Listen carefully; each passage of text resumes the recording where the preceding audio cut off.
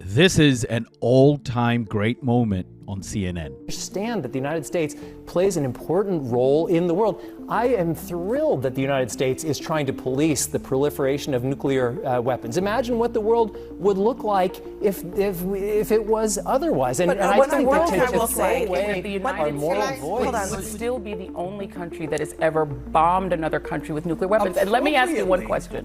Why did the Iran hostage crisis take place?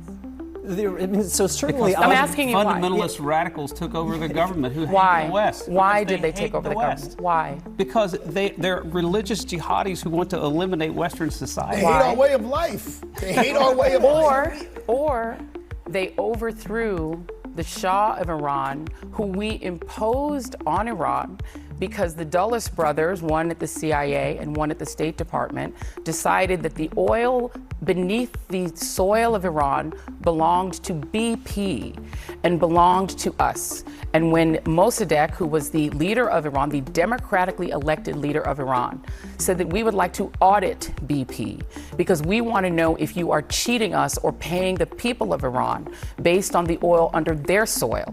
And they said, you may not audit us. And then we overthrew him and he wound up dying in prison because we decided that we, in our arrogance as a country, got to own their oil. And wait a minute, no, one moment. And so the hatred of the United States had to do with the hatred of the Shah, who brutally repressed the people of Iran for 26 years until he was overthrown within Iran because he was not their natural king. They didn't want a king any more than we wanted a king. The bottom line is the arrogance of the United States' foreign policy.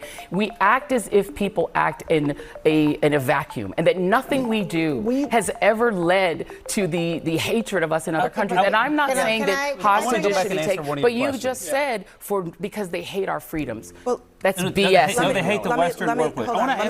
And there you have it, folks. Western meddling, American meddling in the Middle East is what has created an environment of hate towards America. America has been brutal to other countries when they've wanted to impose their will, overthrowing democratically elected governments and then installing kings and then pretending to be the victims when people are pissed off at you for doing so is a very American thing. The last 20 months have been so revealing. American imperialism and Western morality have been shown to be mirages. They're not real. They don't exist. It is carefully crafted propaganda. We are constantly trained to hate certain people by mainstream media. This sort of thinking is just not sustainable anymore. In order to build an equitable world for all, we must acknowledge that human rights are for all, not just for a few.